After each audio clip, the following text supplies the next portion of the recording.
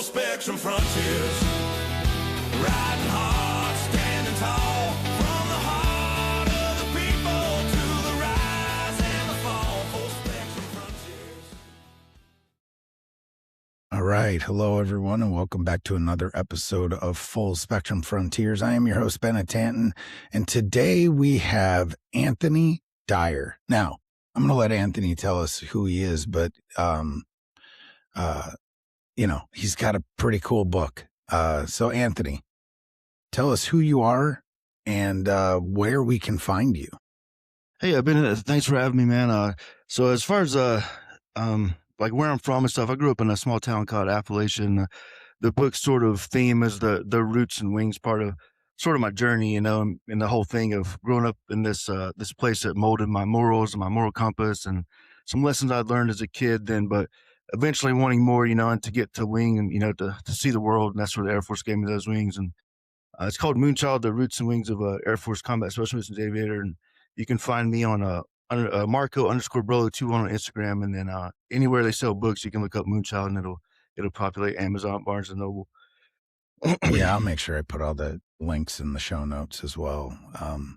But you grew up in, is it Silva? Is that what it's called? Correct. Yes, sir. Yeah. Small town called Silva, North Carolina. It's about an hour west of Asheville. If you ever been to Asheville's probably the biggest city. Oh, wow. So you're like in the mountains. Yes. Yeah, in the sticks, as they say, So. Yeah. So, paint that picture for us. What kind of environment shaped you early on? Yeah, it was a lot of outdoor stuff. I'd tell people if I wanted to go fishing, I'd walk literally half a mile down the road to the Tuckasegee River. And there's a lot of Native American influence there. I grew up about 20 minutes or so from the eastern band of Cherokee Nation there. And, so basically in the Appalachia, you have this melting pot of the Scott Irish descendants and then, the Cherokee Nation and amongst other, maybe a little German influence as well. But yeah, man, I tell people if you wanted moonshine, you'd literally go to your neighbor's house or something like that. And, it was a sort of this unspoken thing that, went on. But yeah, it was awesome growing up in that community. I still tell people it's one of the few places in the world, man, where a handshake is as good as a contract, like your word is your bond. So that type of, loyalty to each other. And, that was my roots part of my story. And, a lot of lessons from my grandfather, Mahaffey and stuff like that, about perseverance, resilience, and I've seen that guy work on a pig farm till he, late 70s, early 80s. He went that long working at that thing, and so you just see somebody just won't quit and, never had much to show for it. But at the end of the day, they were left behind how they're remembered. Right. And that's the whole reason, part of the reason I did the story is because, you can't take anything with you. There's no U-Haul in a hearse. And the only thing you can leave behind, man, is how you remember. And I sort of wanted to write this book to help other veterans and first responders and people in these uncommon jobs. And, the point being we're very normal men and women doing these uncommon things. And so it's okay not to be okay, but it's not okay to do nothing about it. Yeah, for sure. What was there a moment growing up where you knew you were headed towards something bigger or more dangerous? Sort of yes and no. So I'd had a rotary wing flight when I was maybe third grade. That was my first flight ever. It was one of those Ober-Gatlinburg pitching, forwards in like Tennessee, that area where you see the Smokies from from that angle, And I think me and my friend, one of my best friends I grew up with, she actually came out from her retirement. I knew at that point, aviation would take some sort of role in my life. I didn't know what exactly. And, my senior year, I had no direction. I had no drive. I had terrible grades, doing all the wrong things, and my dad gave me that cliche dad talk of us. Son, you're about to be a man, about to be 18. It's time to get a job, go to college, to get out. And I talked to a Navy recruiter at first, decided, nah, man, I want to be in a boat for 6 months. And then talked to an Army recruiter. And so that's not for me. So I talked to my dad sort of about the quality of life of the Air Force. And to be honest with you, man, I joined for a paycheck at that point, maybe money for college and just, good chow halls and TDYs, all the stuff people give us crap about. But yeah, yeah. Yes. Yeah. And this is right. Yeah. Yeah. So there's about this is the about right branch right here. This is the right one. Yeah. And I didn't start out as a, what was, called aero gunner, now Special Missions Aviator. I started out as a weapons loader on the F-15E Strike Eagle. So I ironically got stationed in, I don't think I've talked about this part of it yet, but Goldsboro, North Carolina, Seymour Johnson, which was in the same state as my parents there. And and that's when, like, I'd been there I don't know, a year and some change or so before 9/11 happened. I remember because I was on mid shift, 11 to 7 a.m. You get off at 7, go to sleep in this door, the dorms, and one of my buddies come knocking on the door, man. And he's like, "Hey, Dyer, have you seen what happened?" I was like, "No." And I was like 9 o'clock ish or something like that. And then we go in the day room, which is, for those who don't know, this common area, usually in like a military barracks or a college dorm or something like that, where you can eat and watch TV, play cards, do whatever. And back then it was still that tube style TV that had maybe 3 channels, one of those being AFN. Yeah, we saw Right. yeah, we saw the first plane hit and then the second one hit, and I think I knew at that point, like, man, this is something that has, gonna change our whole nation forever, at that point. I always looked at those first responders and those 343 firefighters that ran in that day, like, what's different? Someone like that's DNA to wanna make that much of a difference, to that level of sacrifice, right? Like, and we talk about John 15:13 and no greater love, what Jesus talking about. I think you sort of see that stuff later in my career. I got to witness what, service before self was, that sacrifice. Like, and to be honest, I didn't know what those words meant before I came in. I was eventually going to find that out later though. Yeah, for sure. So what got you pointed towards the special operations side of the house? After you started in a more conventional path, right? So what took you that direction? Yeah, it's a great question. So I was actually home on leave at a pizza parlor, and I look out, man, and as cliche as this sounds, I look out and I call it the same cracks in the road. And these same cracks have been there my whole life, man. And I realized, like, at that point, man, like I don't leave cracks, I don't leave craters. I felt like I was sitting on the sideline in the war on terror.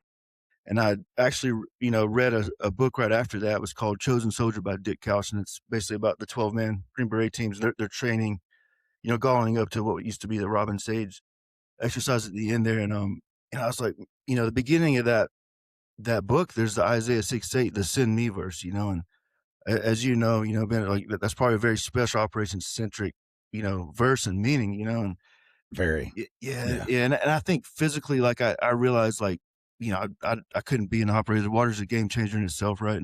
But what I could do is provide that close air support for, you unconventional forces, your recon, your SEALs, your Rangers, and make sure guys like you and the operators got home to your family. And that's the part of the gunship and close air support. See, besides these games and, movie Transformers, stuff like that, is the whole reason we're there is to make sure the yeah, Making it rain, yeah, right? yeah, bring the rain, yeah, with saber rounds, which we don't have, by the way. But Yeah.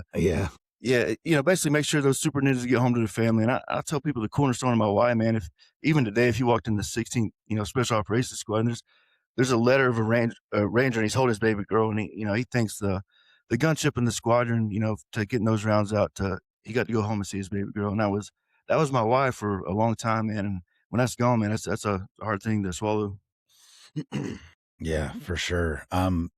So for people who don't understand it, I think a lot of my audience does, but for people that don't, what exactly does a combat special missions aviator do in like real world terms? Okay. Yeah, yeah. So when I first went into flying, it was what was then the Air Force Specialty Code, and I know different branches call it like MOS, but it was the 1 Alpha 7, which was aerial gunner.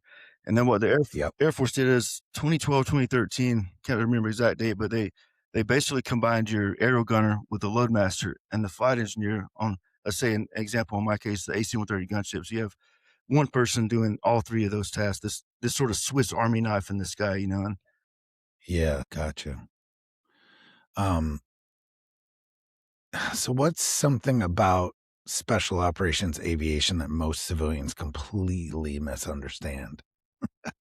yeah, I know you've got a bunch of those probably, but yeah, it is the most I've ever studied, man, for anything. You're trying to get this thing called a Form 8, and that's basically your qualification to fly on the aircraft and do your duties. And I tell people, man, like, if I'd have studied that hard for anything in my life, I'd have been a doctor, man. And I'm trust me, I was probably still reading around on a 5th grade level, man. But that was like they want to see that effort, yeah. And there's a lot of like stuff that they can't simulate, like that's combat related. Like my first flight, been on the AC-130 gunship. I love telling this story. Is it went so bad, man, that to where my instructor, my gunner instructor, said, "You're the reason I have to bring seatbelts on airliners, man."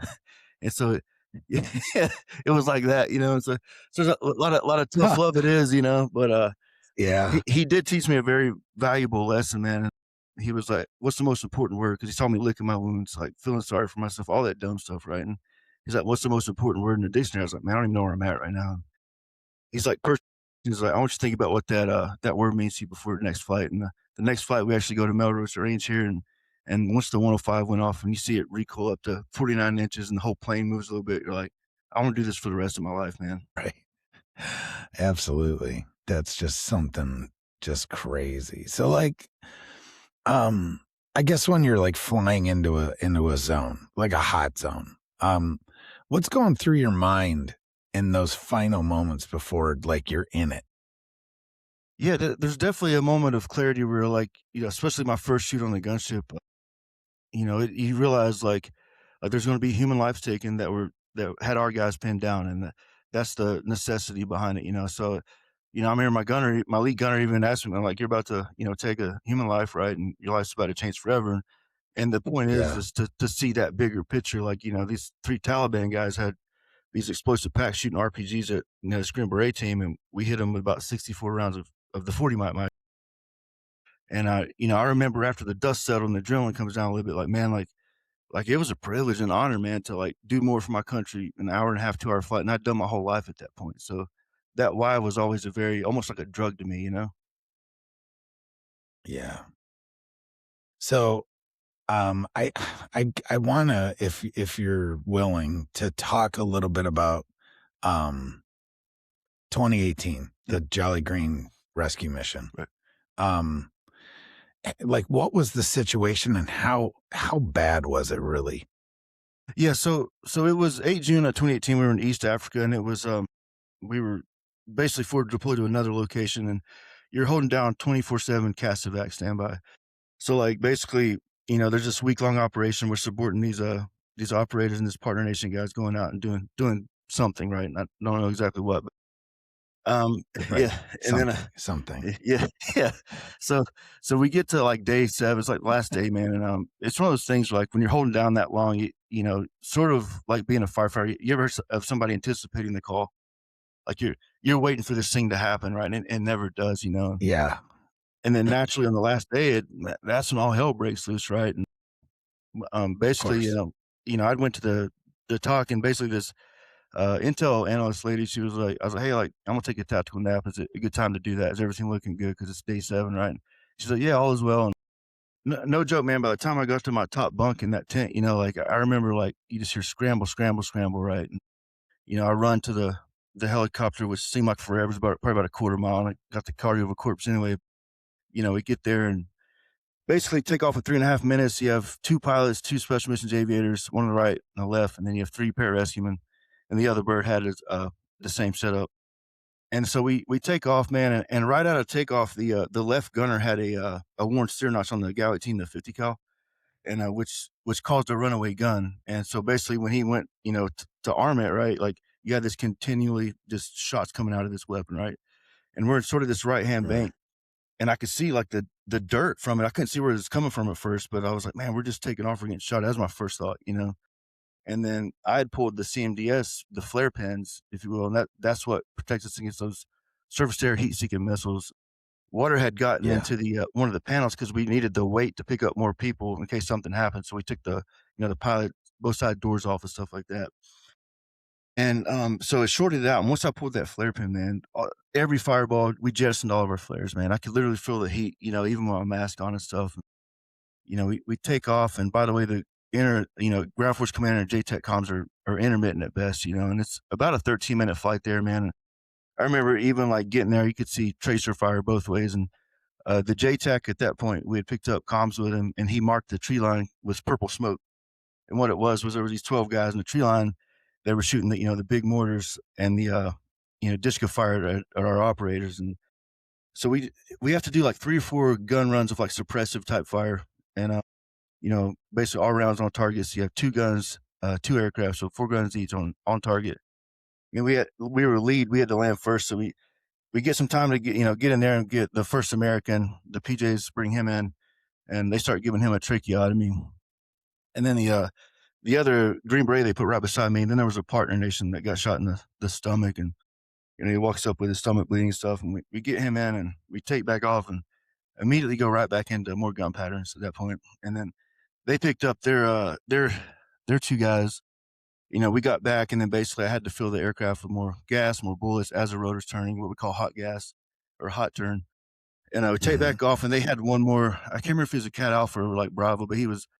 They were going to get him last because they didn't have to wait for him at first. But so they get him. We start covering them with more suppressive fire, and at that point, I shot about half my ammo can again, and get back and we land, man. I didn't really realize how up close and personal it was till like the experienced gunner on the left. He's like, "Hey Tito, he's like, check the the underbelly of the aircraft for bullet holes." I was like, man, it was like that close, but there was no bullet holes or anything like that. And I get Yeah. to the front, and the aircraft commander, like, I could tell everything he was about to say just by like when someone's face is white. He told us that basically an Eagle American, yeah, like, pale, right, and an Eagle American had passed away once they got back on the operating table. And like I said, man, that was the first time dealing with like someone not making it back, and like that's someone's brother, Mhm. someone's son, someone's friend. As cliche as the Air Force core value of service before self was, like I said, I didn't really know what that meant till that day. And you see one of our nation's best, and that happens, and but at the end of the day, you realize like that is why we have freedom, right? Is guys like that 1 in 100 Heraclitus talks about. Yeah. Was there a moment during that mission where you thought this might be it? Like, Oh yeah, yeah, yeah. I would definitely say like on when you approach this basically this operation, and you can see tracer fires both way. Like I've seen that from the gunship from the air at night, and it's really, like I said, it's not as up close and personal. Like you're out of the way. You're not in any like danger, right? Or much danger. Where this, yeah, you're a lot lower to the ground, and everything's happening so much faster, man. And we had like all these different malfunctions, emergency procedures, all go on in this short time frame. everything, right? Yeah, Holy yeah, shit. everything that could go wrong did, and that's what they say. That's how they say these things happen, right? And but you realize, man, like you go back to training, like there was something taught to me, especially in rescue, like we got to be able to trust you with our best friend's life, and basically they put you in these situations, and you realize like this isn't foreign to me at that point. Like I've been here 100 times in training, and then you almost turn into like this robot aviator, and doing all these things, very Yeah, fast, right. right? And Especially yeah, especially in the moment. oh yeah, yeah, and controlling that adrenaline's a big part of that, and because that is a surge of that, and stuff like that. But it was I tell people, especially after the other day, like people talk about the presence with air superiority, right? Like just American, air power over this AOR. What they don't talk about is the promise to that presence.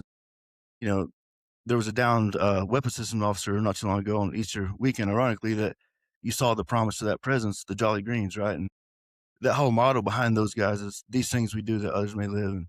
And in my opinion, all the different airframes I've flown and everything, like that is the best calling a man can have right there. Yeah. So when it's over and you're back on the ground, how do you process something like that? Hit me like a ton of bricks, man. Of course you have to debrief it and stuff like that.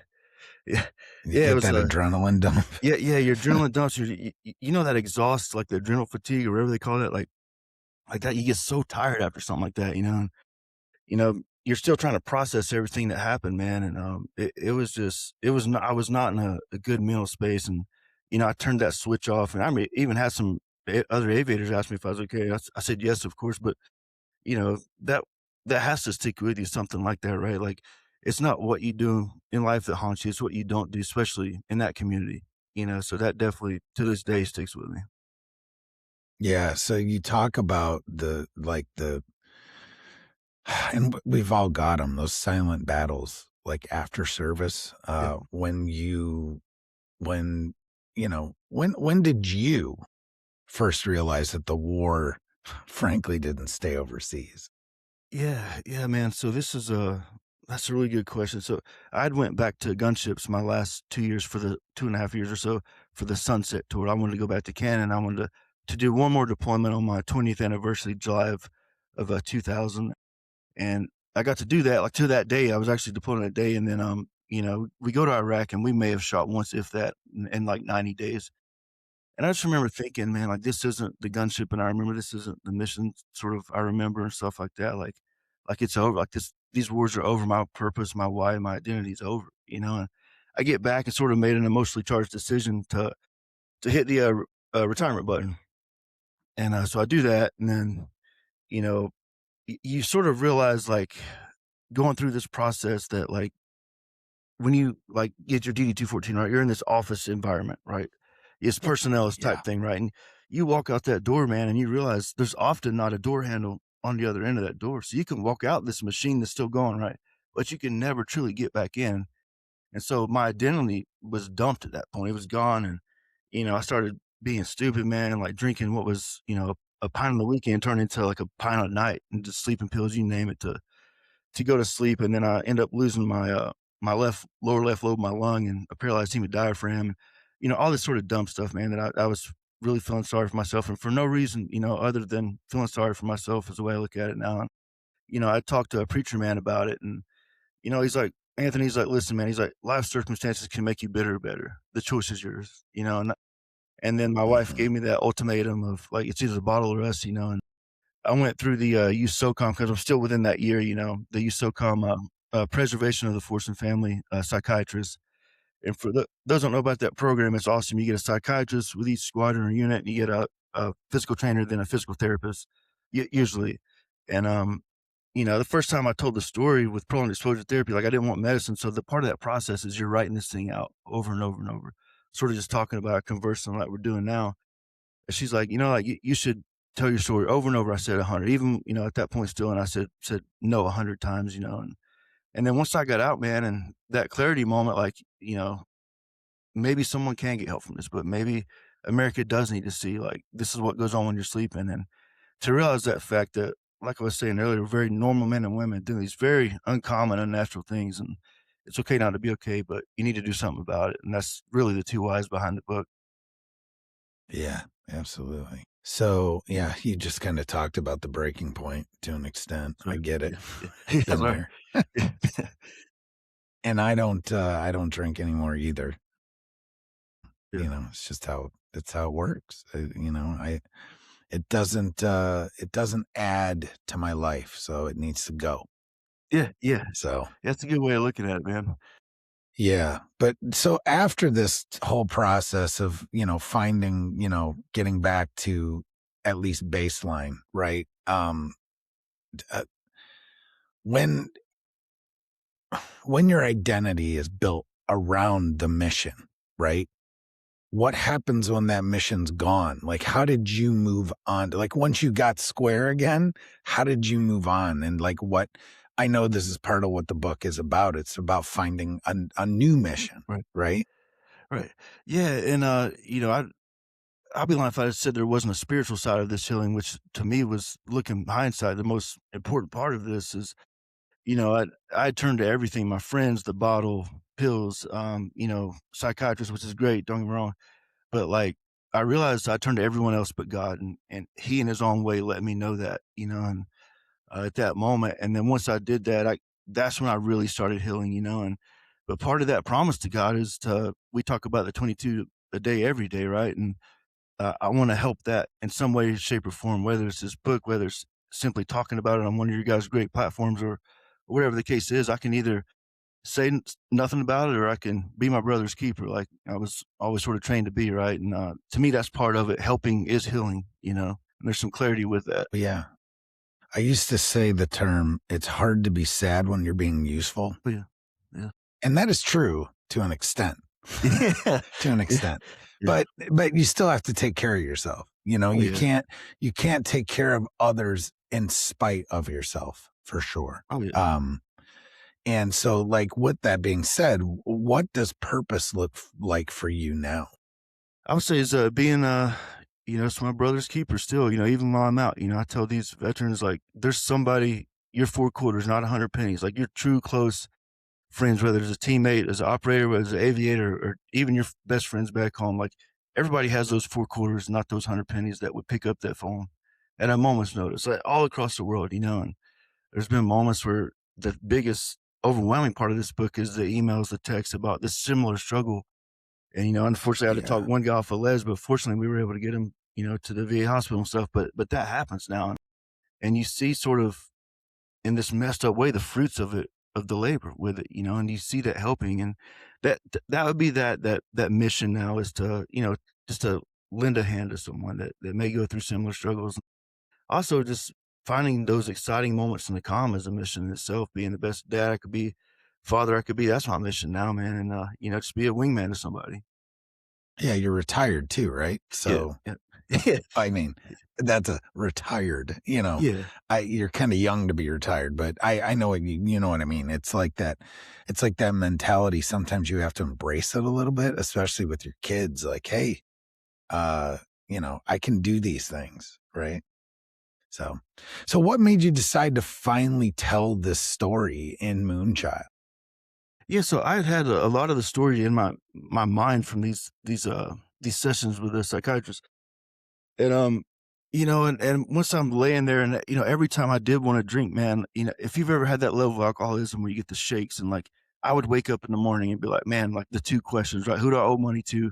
And who I do need to apologize to, and I replaced it. Yeah, That's a very yeah, I embarrassing, get it. lonely feeling. Yeah.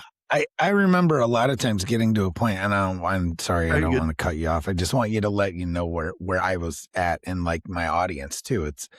I remember getting to a point where I wouldn't even go out anywhere. Like I would come home from work and I would sit down, and I say work, but this was in the military. I was still active duty, and I would play. Now this is going to date me. The gaming system at the time that was the best in terms was the Sega Genesis. Yeah. And I just remember playing endless hours of Arnold Palmer golf Yeah. with a bottle. Oh, yeah. And that's what I did because I didn't want to be able to I didn't want to have to ask those questions anymore. What did I do? I just didn't, because it would get to that point every night. And it was, yeah, I get it. Yeah, yeah, So, and with those questions, that's where a lot of anxiety, like true anxiety, comes from. Amongst the depressive state of alcoholism as it is. But what I did, man, is I replaced that urge somehow with writing, man, and it could be something as simple as a mm, notepad near the nightstand, sort of Eminem style, and wake up in the morning and try to make sense of this Charlotte's web of emotional words on paper, and try to make sense of all this in 2 decades of war, just the way the world is sometimes. And but then at the end, the mission is someone could benefit from that, and I tell people with writing, the biggest thing I've learned with writing, and I know I'm a very small time indie, self-published author sort of, but basically the things you're afraid to say the most, throw them on paper, man, and you'll be amazed where those words will travel. yeah, it's a great point. Great point. And it is so very, very therapeutic. But Even if you just sit down and write, you don't realize how quickly you can write 10 pages, like yeah, just like that, and just brain dump onto paper, and then put it away. Let it sit, let it marinate, and let it, you never know what that can come out of it. What it can come out of. I mean, that's that book, Stephen King's On Writing. That's what he does. That's how he is such a prolific writer. Is he just brain dumps every day. So yeah. What's that yeah, movie? Is it Act of Valor? Where before he does the Tecumseh poem, right?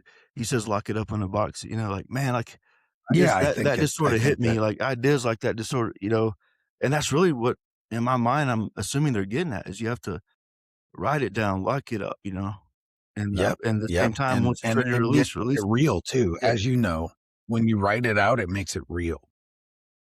Hey, I'm sorry, guys. What's that? Sorry, my computer glitched for a second. Sorry about Glitched. that. Yeah, yeah, something. No, I was just saying that when you write it down, it makes it real. Oh yeah, Because you're saying it out loud, essentially. So, yeah, and you're having that inner um, dialogue with your two wolves, So yeah, for sure. yeah, yeah. So why the title Moonchild? I know there's something deeper there. Oh yeah, yeah. So one of my favorite poems is "Stay a While, Moonchild" by Rita Clint. And I can read that for you in a second if you want. But flying on the AC-130, Yeah. we mostly fly at night, and there's often this term called get well points. And, you know, if you're in this orbit, this left hand, this NASCAR with guns type thing all night for 8 hours, like, yeah, Yeah, it's, 8 hours, yeah, just freaking it, running oh laps. yeah. And it's sort of easy to, you know, get disoriented a little bit, sort of lost in time and space and your thoughts and all this stuff going on. It's keeping up with, you know, the JTAC on the comms and stuff. And it's easy to get sort of lost in that moment. And to me, it was always a lighthouse for me, man. It sort of always, it got me home, you know, to what was really going on in that present moment. Also, you know, flying itself, you know, it highlights the terrains that with MVGs, you can see the tracer fire better, all this stuff, you know. And so it was always that lighthouse for me. And, you know, and as far as like going dark, you know, we talked about keeping stuff in the box sort of earlier. I'll read the poem to you here if you don't mind, but it's Stay Wild Yeah, Moonchild by Rita Clinton. It says, Stay wild, Moonchild. I will shine my full silver light on your path, Moonchild. Trust in your intuition and follow your dreams. When I go dark, go within and tend to yourself. Set your goals and release what no longer serves. When I come out of the shadow, Moonchild, go, be brave, and to yourself stay wild and true. So that, you know, that's very symbolic as far as healing and putting that yeah, bottle down, what no longer serves, I believe you said earlier, right? So absolutely.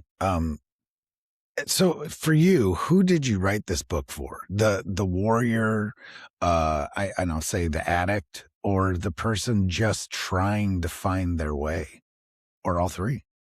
yeah, I would say all three in a sort of a strategic vision that would be anybody trying to find their way. You know, like you said in the end, that was sort of the steeple of that church, you know, and basically for the common guys and men and women doing these uncommon things and like to realize there is healing to be had, you know, and to get those words out there and to hopefully encourage someone to take that first step, you know.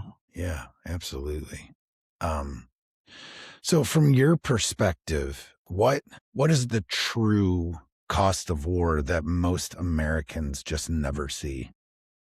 I would say the biggest thing it takes away is time. You know, how often do we see guys get back and their own kid don't recognize them? You know, you so much, you know, and I put my daughter towards 4 deployments at the end there, but like I always was afraid of that, man. I always was worried about that deep down, and like, and I realized the biggest thing I can do for her is be present in her life, you know, and I realized like, True you story. know, national security, you need a volunteer force, right? Like that's the one thing our near peer, all this, I keep hearing that word and those words, and I'm like, man, like as long as we still have a volunteer force, right? That not selfish act of signing up to serve, then we're unbeatable, man. And I think people lose sight of that from a national security perspective, you know. But yeah, I would say the biggest thing that you would give up with that and sacrifice is your time to the ones you love the most, you know. Yeah, absolutely.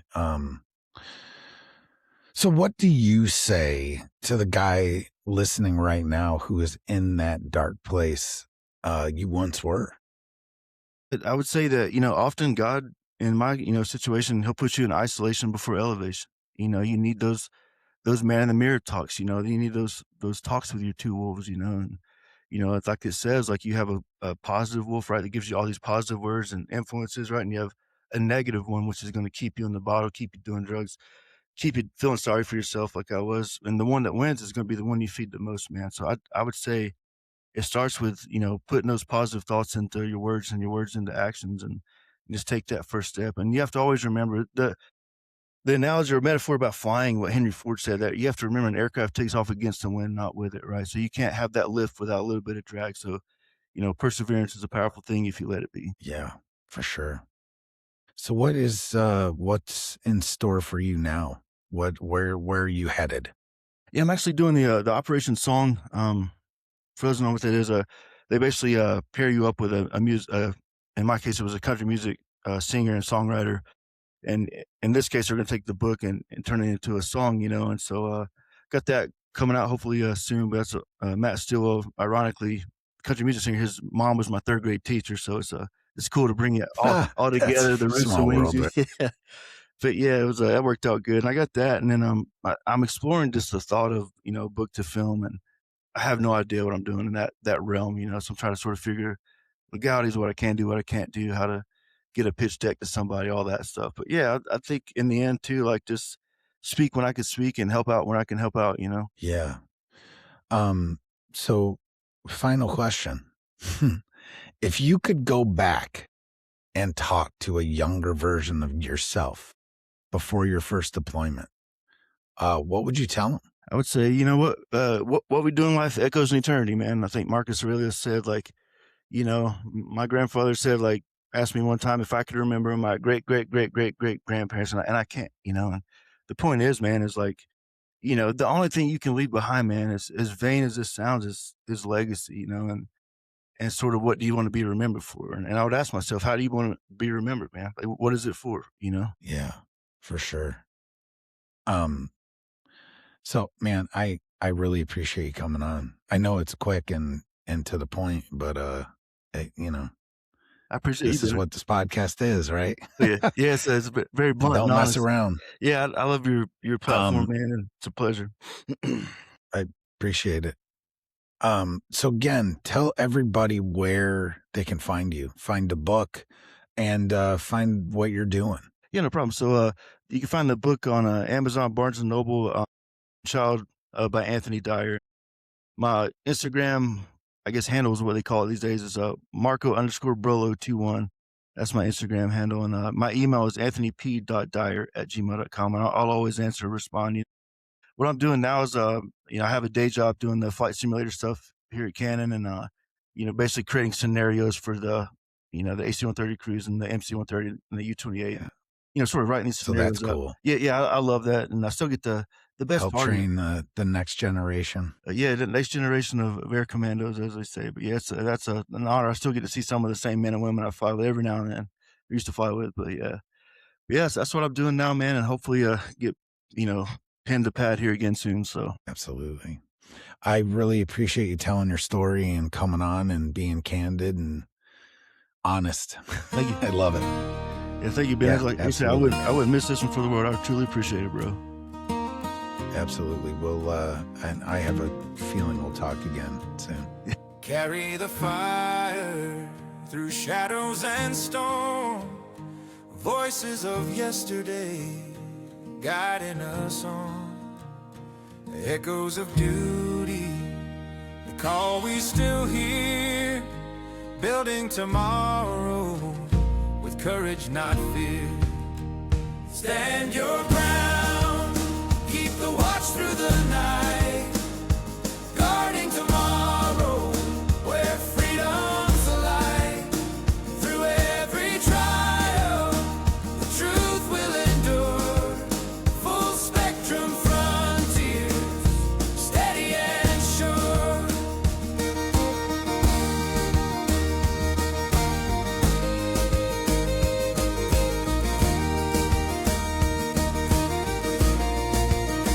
From fields of the past to horizons unknown, the seeds that we plant are the future we own.